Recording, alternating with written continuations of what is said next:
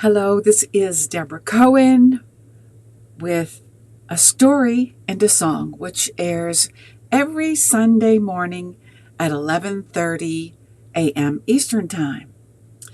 My name is Debra Cohen again, and I am sharing some information that I've discovered that makes my musical spiritual journey really interesting.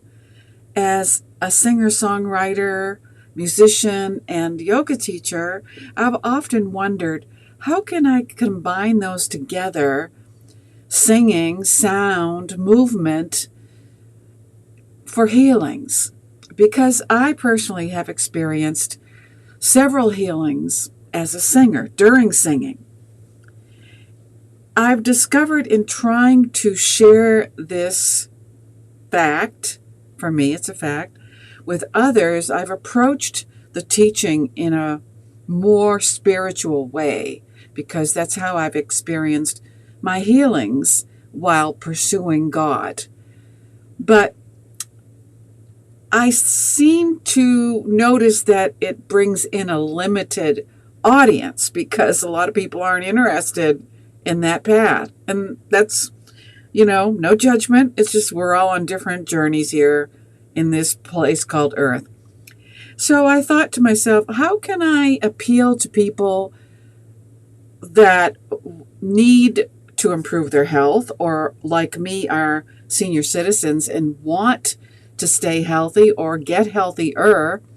How can I appeal to singing and movement in a validated way based on research? So I've discovered these documents, had no idea until I started doing this research, that there's actually a master's that you can get in arts in medicine in Gainesville, Florida, actually. And I'm in Florida, so I'm going to scout this out. But if this interests you in pursuing music or singing or movement for your health in your community, then stay tuned and find a place to listen for the next 30 minutes. And I'll be right back after this message. Hello, this is Debra Cohen, Debra Cohen Music, and I'm so glad that you took the time to listen to my podcast, A Story and a Song. It's about my life, to share some wisdom and some mistakes, hopefully that we can learn from together and laugh at, maybe, starting in the 80s in a new wave rock band in Boston with 2 singles that are still available on Spotify, Boston Nights and Dreamin'. And then on my worldly journey that we're all on, I morphed into a spiritually dominant being where I am a truth seeker and write songs of praise while having one foot in the world writing sync music. So listen up and share.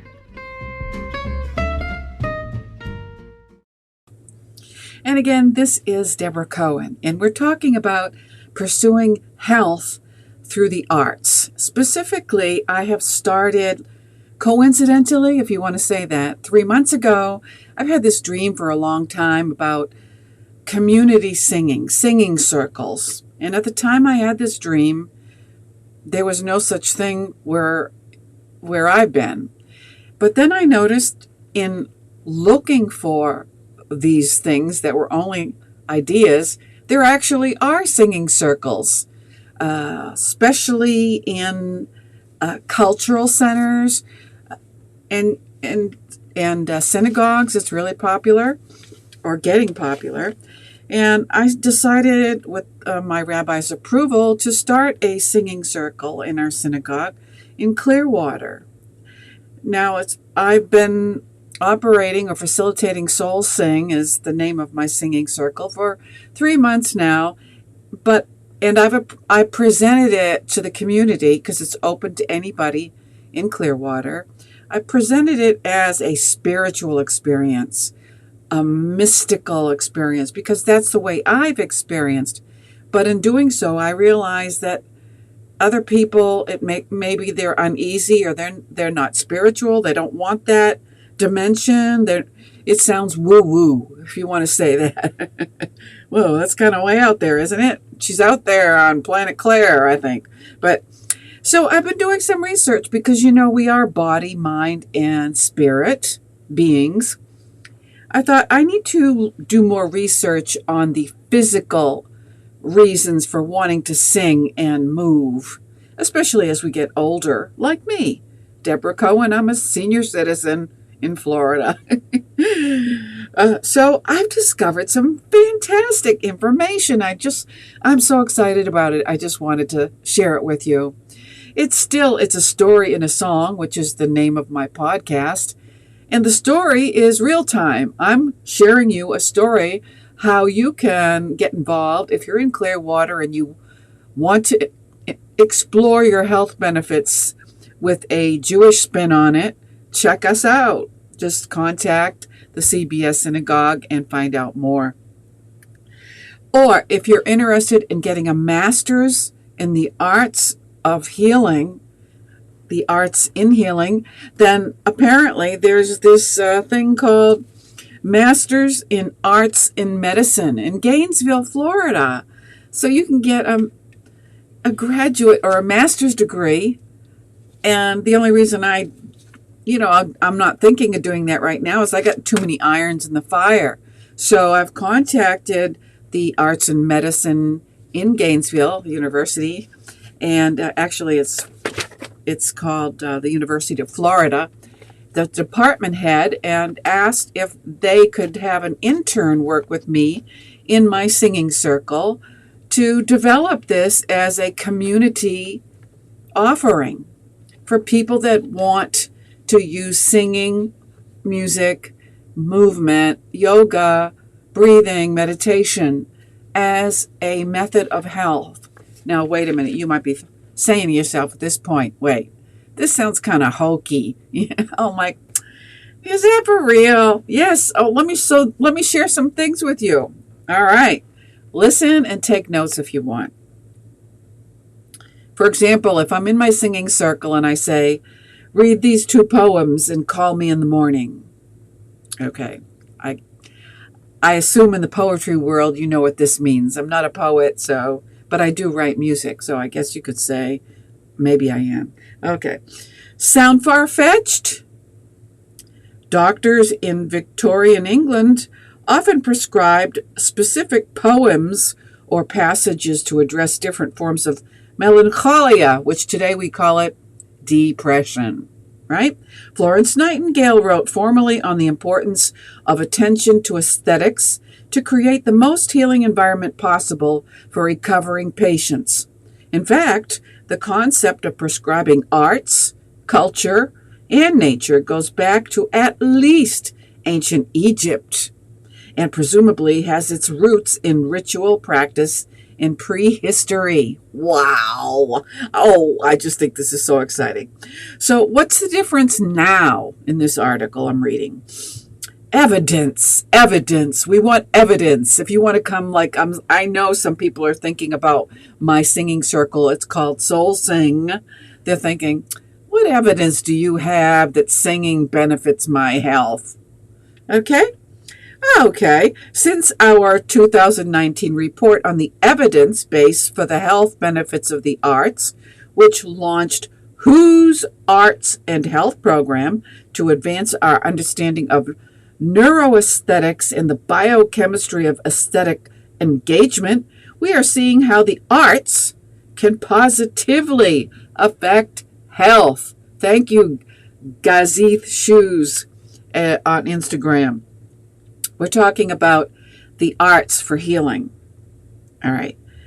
It helps. The arts can positively affect health, speed recovery, and importantly, find meaning in misfortune and celebrate moments of connection and joy, because joy comes in a community.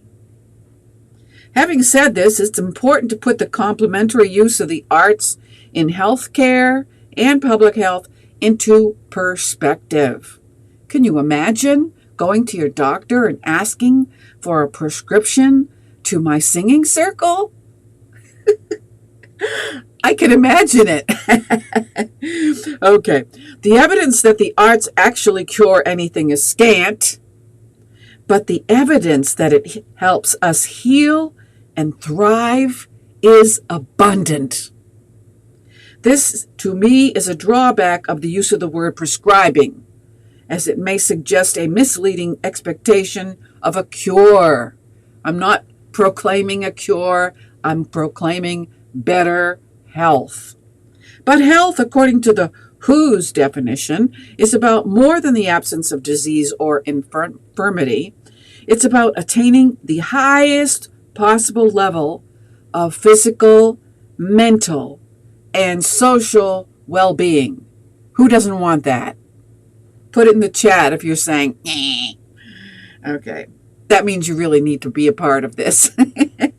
Because a negative attitude, your body listens to everything you say. So if you're saying negative things, which is easy to do in this day and age with all of the media smut on the airwaves, if you start talking negative and bashing people, you're hurting yourself and everybody else that's listening to you.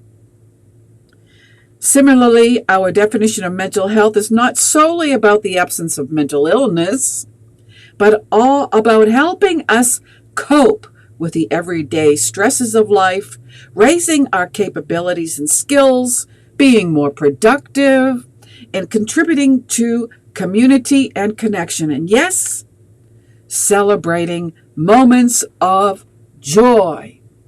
Now, a lot of people out there, they cope by drinking alcohol, doing drugs because it's readily available. Been there, done that, so no judgment, just saying it's easy to go get some drugs and buy your gallon of whatever you're drinking. So, but there's a better way. Everything is balance, okay? This definition offers great hope when a cure is not in sight, as these goals are achievable and, when embodied in practice, serve as reminders that well-being is not defined by the absence of conditions or diagnoses. So if you're suffering with a chronic illness or, heaven forbid, cancer, you can still pursue better health in the midst of your suffering. And I understand the sufferings, like I mentioned at the beginning of this broadcast. I had several major illnesses years ago, and I was healed by singing in praise circles. So this is why my pursuit of healing with singing is on a spiritual dimension. But it doesn't have to be for yours. It can be secular, if that's what you want to say. Carl Jung once said that loneliness is not the absence of people, but the inability to express what matters to you most. Finding that expression with words, or when words fail, with a movement or a sound or the framing of an image, triggers biochemical responses that generate connection and pleasure and awe, and it helps us find meaning and perspective. This allows us to create a pathway when we may have felt the future was uncertain. Like, ever ask yourself, I'm going nowhere. I've been there. If you've listened to my previous podcast, I've even talked quite candidly about when I lived in Nashville and I hit the bottom and I didn't want to live anymore. I'm like, gosh, I just, is this it? I mean, I didn't have the courage to take my life, so I went to the doctors and blah-de-blah-de-blah. You'll have to go find the previous podcast so I don't repeat myself. Okay, incorporating such practices in evidence-based ways at community and institutional levels makes practical sense in a patient-centered approach that embraces the whole person and the communities we live in. As such, arts on prescription can play a positive role. One more paragraph, then I'll tell you the source. In fact, I would go further, says Christopher Bailey, who is the Arts and Health Lead of the World Health Organization. I just told you. Creative expression is not merely a mechanism to achieve better health. It is intrinsically part of our human nature, as fundamental as breathing and walking and speaking. And as such, it is a fundamental part of health. Because in the end, health is not about merely surviving. It is about thriving. Okay, I'm not just surviving. I am thriving. If you are thriving, write that in the chat box. And if you're not, well, I guess this podcast is for you. So let's see. You can download a PDF if you would like to start your own community. And as I mentioned, I've started one in Clearwater, Florida. So it's called a singing circle. And no, you do not have to have talent.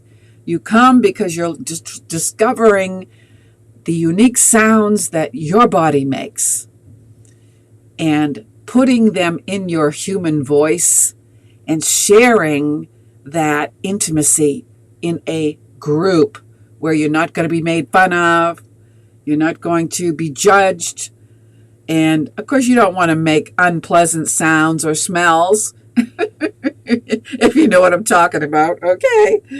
All right, so this is called Arts on Prescription, and it's put out by the MASS Cultural Council Center for Arts in Medicine, underwritten or at the University of Florida College of the Arts.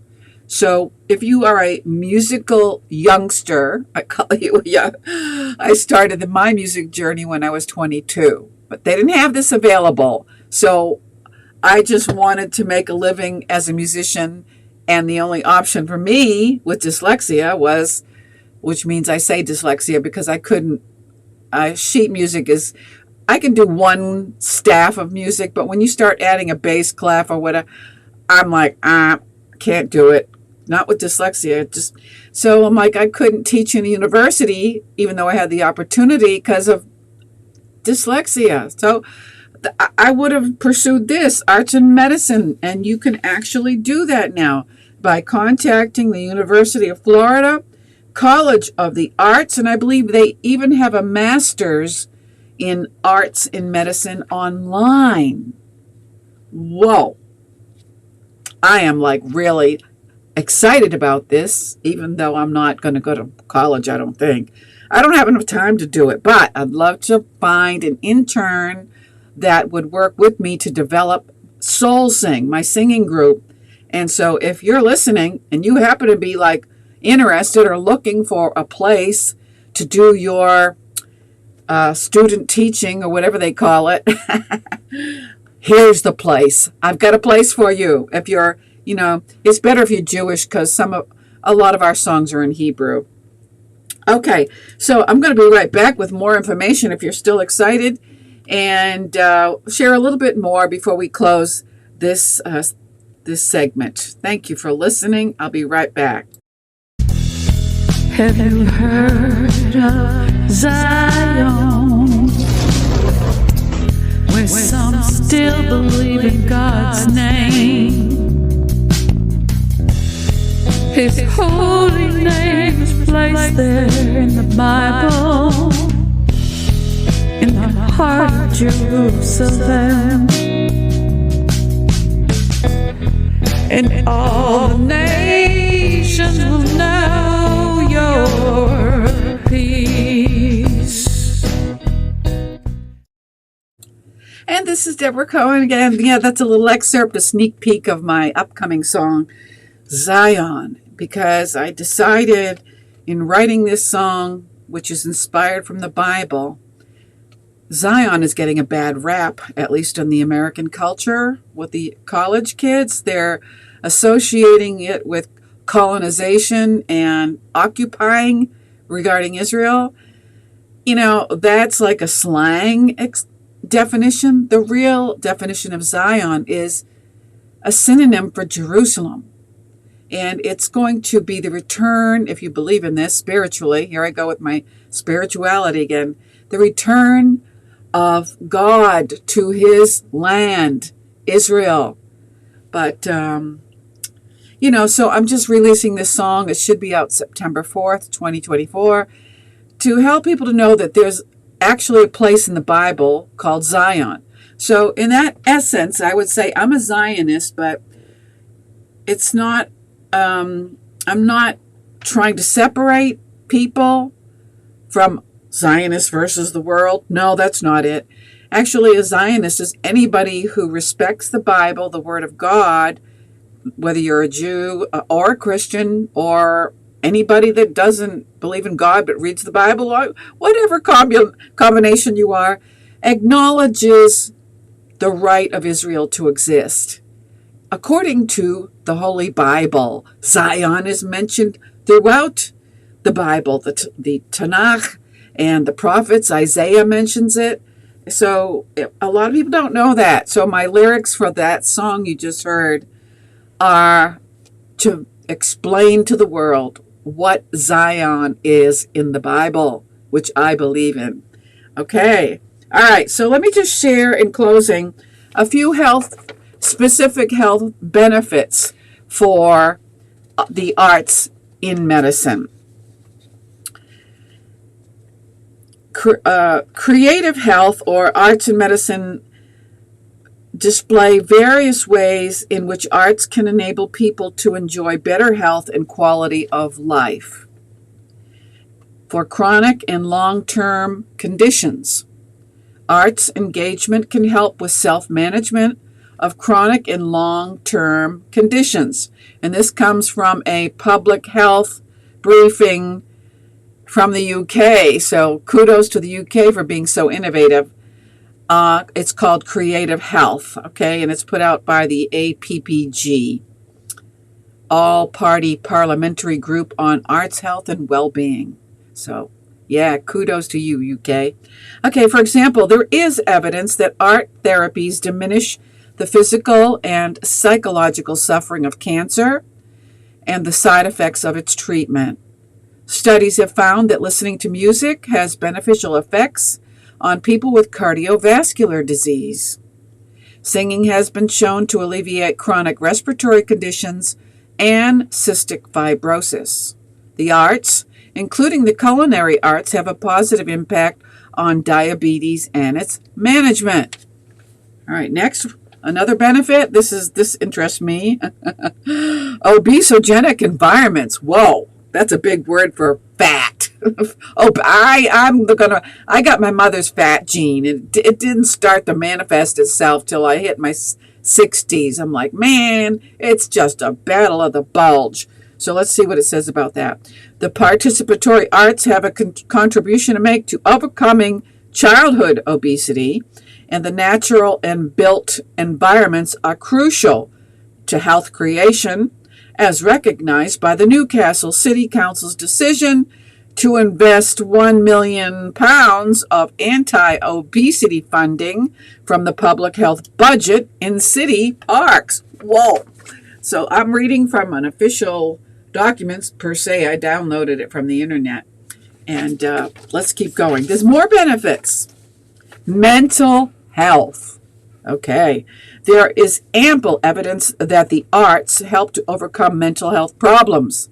Arts on prescription programs can give rise to significant reductions in anxiety, depression, and stress. Yes. Also, the Alchemy Project in South London found that dancing alleviated the symptoms of mental ill health and the effects of medication while rebalancing the mind-body relationship. Next, aging well. I'm interested in that. Are you? There is evidence that the arts have a part to play in healthy aging. For example, dance helps to prevent falls in older adults, with classes around the country proving both popular and effective. Arts engagement can boost brain function and improve the recall of a personal memory. It can also enhance the quality of life of people with dementia and their careers. In dementia care, color, reflection, and shadow can have an impact on mood and lead to better nutrition, hydration, and engagement. And one more before we close. Thank you for listening, by the way. Health inequalities, another big one in this world. Engagement with the arts can play a role in mitigating health inequalities. Evidence has shown that engagement with the arts can influence maternal nutrition, perinatal mental health, and childhood development, shape educational and employment opportunities, and tackle chronic distress, enable self-expression and empowerment, and help to overcome social isolation, and prevent illness and infirmity from developing or worsening. And if you're interested, if you're in the UK and you want more information, just contact the APPG and ask about creative health. So again, this is Debra Cohen. I thank you for listening. I hope you found something in this podcast that is interesting to you and your people. So please share this podcast with your people, because as I discover more about this, I will be talking more about it. And don't forget, if you're in Clearwater, let's see, point this way. No, dyslexia. If you're viewing this, I'm like trying to find the logo. Yeah, you can look me up in Clearwater. And if you know anybody, if you have a friend that writes publications or publishes community information, please turn them on to this information, because I'd love to be interviewed about this in Clearwater, Florida. Okay? You can reach my email, info@debracohenmusic.com. Again, if you're scurrying for your pen, info@Debra, Debra, Cohen, Cohen, music.com. Thank you for listening. I hope to see you again here next Sunday, 11:30 a.m. Eastern Time. Don't forget to check out my merch. I have band merch, which is another way I'm surviving as a musician. Band merch, not only on Redbubble, for those of you that are Redbubble fans, but also on Amazon. You can go to Amazon and look for my artist profile, Debra Cohen Music. And once you find the music, yes, you can buy the music there, but please write a good review, please. Scroll down to the bottom of my artist profile page. You'll see my merch. Yes, merch, music, movement. What else do you want? The 3 M's. Okay. Thank you for listening, and we'll see you next time. Thank you so much. Time to start the blame game. It's a hot matter.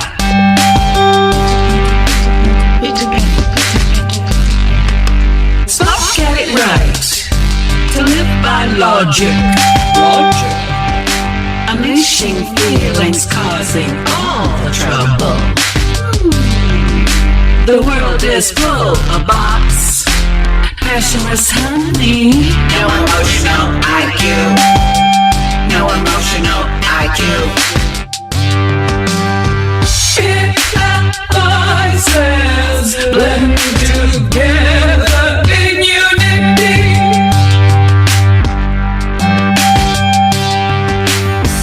We were there and you are now. Let me walk in peace.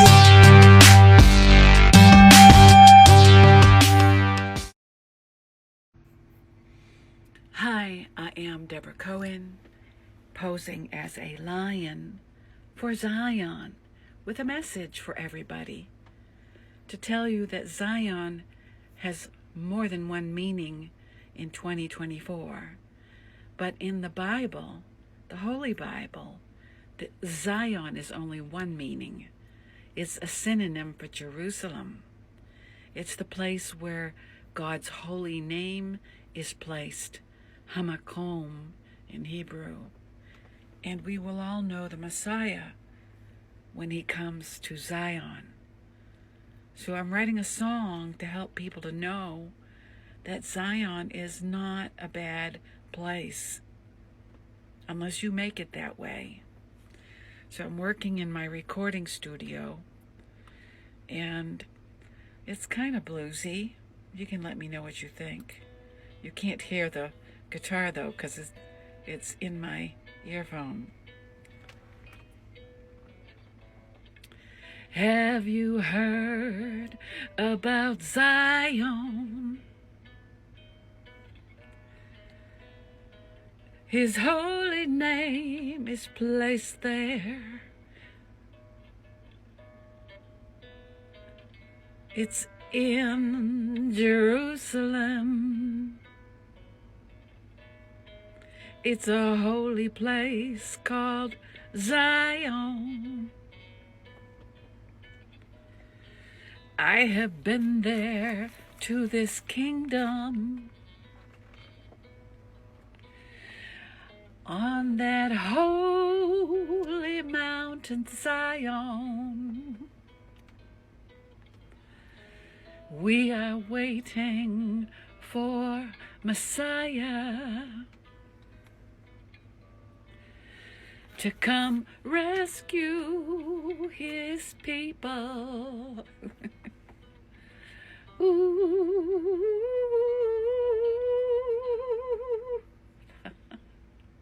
Hallelujah.